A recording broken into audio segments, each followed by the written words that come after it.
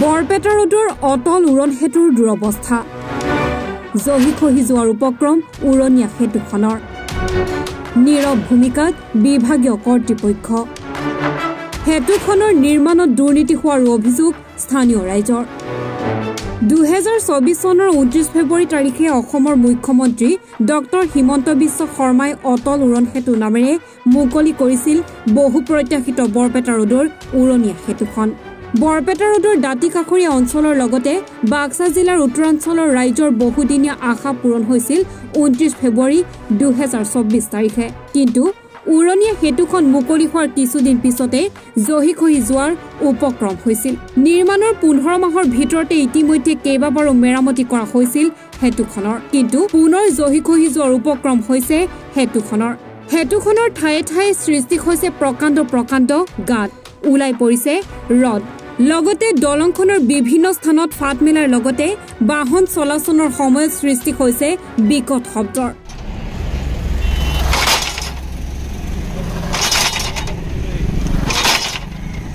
কিন্তু ইমানৰ পিছতো নীৰৱ নিৰ্বিকাৰ ভূমিকাত বিভাগীয় কৰ্তৃপক্ষ সেতুখন নিৰ্মাণৰ ক্ষেত্ৰত দুৰ্নীতি হোৱাৰ অভিযোগ তুলিছে স্থানীয় ৰাইজে ইখনক লৈ আজি বৰপেটাৰ ৰাইজে ইমান দিনৰ আশা এটা আছিল আমাৰ বৰপেটাৰ বাকী ৰাইজৰ এটা দীৰ্ঘদিনৰ এটা আশা আছিল যে অটল উৰণ সেতুখন হ'ব শেষত 2024 চনৰ ফেব্ৰুৱাৰী মাহত অসম চৰকাৰে আৰু উদ্বোধন কৰ্তৃপক্ষই কিন্তু বৰপেটাৰ বাকী ৰাইজৰ বাবে কিন্তু অটল উৰণ সেতুখন ৰাইজৰ বাবে মুকলি কৰি দিলে কিন্তু ৰাইজৰ বাবে মুকলি কৰি দিয়াৰ পিছত আজি 2 বছৰ নহওঁতে 2024 চনৰ 29 ফেব্ৰুৱাৰী তাৰিখে অটল উৰণ সেতুখন বৰপেটাৰ বাকী ৰাইজৰ বাবে মুকলি কৰিছে আজি 2 বছৰ নহওঁতে কিন্তু আজি ৰাইজে কিন্তু অতি নিম্নমানৰ কাম হোৱাৰ বাবে ৰাইজে কিন্তু এইখন অটল উৰণ সেতুৰ বাবে কিন্তু আজি ভুক্তভোগী হ'ব লগা হৈছে আপোনালোকে দেখিবলৈ পাইছে যে এই অটল উৰণ সেতুখনত বিভিন্ন ঠাইত গাঁতৰ সৃষ্টি হৈছে ঠাইসমূহত ৰডসমূহ ওলাই থকা দেখিবলৈ পাইছে আৰু আপোনালোকে সকলো নিশ্চিত অৱগত যে বৰপেটাত এখন বাণিজ্যিক চহৰ আৰু এই বৰপেটাৰ বাণিজ্যিক চহৰৰ আমাৰ বিভিন্ন আশে পাশে মানাছ অঞ্চল হওক আমাৰ গোবৰ্ধন উত্তৰ অঞ্চল হওক আমাৰ যে বাৰাবাৰা অঞ্চলসমূহৰ পৰা বিভিন্ন ছাত্ৰ ছাত্ৰী কিন্তু ৰাতিপুৱাৰ পৰা আগত কিন্তু আমাৰ এই শিক্ষানুষ্ঠানসমূহ বৰপেটাত গাঁতে লাগি থকা শিক্ষানুষ্ঠানসমূহলৈকে সদায় কিন্তু অহা যোৱা কৰে অৰ্থাৎ আমাৰ এটাই ৰাস্তাই হৈ পৰিছে এতিয়া অটল উৰণ সেতুখনত আৰু বিভিন্ন আজি গাড়ী মটৰ হওক আজি ডাম্পাৰসমূহ এইখন অটল উৰণ চলাচল কৰে বিভিন্ন ধৰণৰ গাঁতৰ সৃষ্টি হৈছে ক'ৰবাত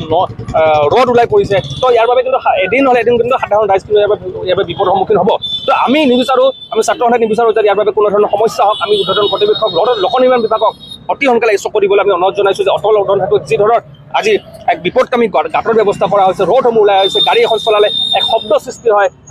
অটল উৰণ সেতুখনত যদি আগন্তুক দিনত যাতে কোনো ৰাইজৰ বাবে বিপদৰ সন্মুখীন নহয় কিন্তু আমি ছাত্ৰ সন্থাই তাৰ বাবে কিন্তু লোক নিৰ্মাণ বিভাগক দাবী জনাইছোঁ আমি ইয়াৰ জৰিয়তে আৰু আশা কৰিছোঁ যে অতি সোনকালে এই লোক নিৰ্মাণ বিভাগত যিসমূহ গাঁত হৈছে যিসমূহ শব্দ ওলাইছে ৰড ওলাইছে অতি সোনকালে কিন্তু লোক নিৰ্মাণ বিভাগে চকু দি তেওঁলোকে তাৎক্ষণিকভাৱে এই মেৰামতি কাম কাজ যাতে কৰে ক'ৰবাত নহয় ক'ৰবাত অভাৰলোডিং ডাম্পাৰবিলাক চলে তাৰ কাৰণে নিশ্চিতভাৱে আমি ছাত্ৰ সন্থাৰ এক বিশেষ আমাৰ দাবী আছিল বৃহৎ এক দাবী আছিল যে নিশাৰ ভাগত আপুনি চলে এই আমাৰ অটল উৰণ সেতুৰ ওপৰেদি নিশা কিন্তু অভাৰলোডিং ডাম্পাৰো কিন্তু যথেষ্ট চলে তো ইয়াৰ বাবে কিন্তু আমি বাৰম্বাৰ আমি বন বিষয়াসকলক আমি অনুৰোধ জনাইছোঁ তেওঁলোকে কিন্তু আজিলৈকে কোনো ধৰণৰ একশ্যন আমি দেখিবলৈ নাপালোঁ তো আমি ইয়াৰ থ্ৰুৱেদি আমি জনাইছোঁ যে যিসমূহ অভাৰলোডিং ডাম্পাৰ চলি আছে এইখন অটল উৰণ সেতুৰ জৰিয়তে এইসমূহ বন্ধ কৰিব লাগে আগন্তুক কিন্তু ছাত্ৰ সন্থাই ইয়াৰ নাকি লগোৱা ব্যৱস্থা আমি ছাত্ৰ সন্থাই কৰিম আমি বাৰম্বাৰ আমি দাবী জনাইছোঁ আজি আমাৰ আপোনালোকৰ বাতৰিৰ যোগেদি আমি দাবী জনাইছোঁ লোক নিৰ্মাণ বিভাগক আৰু আমি বন বিষয়াক দাবী জনাইছোঁ যে ডাম্পাৰসমূহ কিন্তু বন্ধ কৰিবলৈ ছাত্ৰ সন্থাই কিন্তু ইয়াৰ নজৰ ৰাখিছে ছাত্ৰ সন্থাই কিন্তু ভিডিঅ' ক্লিপ আপোনাৰ লাভত ৰাখিছে আৰু আগন্তুক দিনত ছাত্ৰ সন্থাই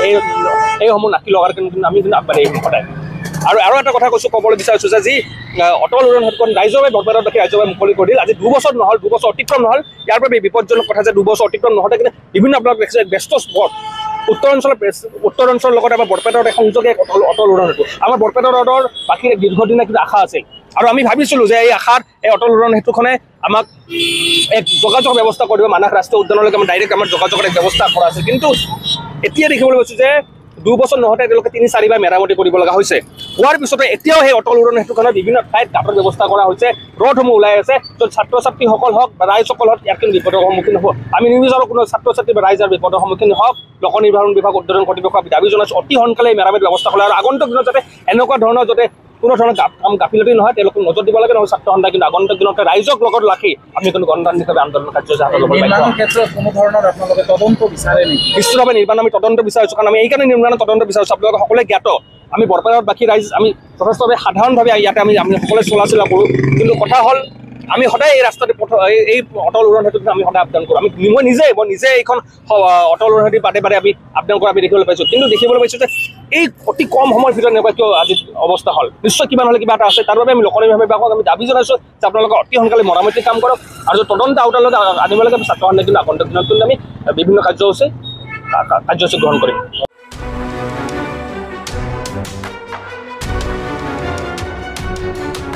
বৰপেটা ৰোডৰ পৰা কৌশিক দাসৰ ৰিপৰ্ট, এনি ভাৰত 24।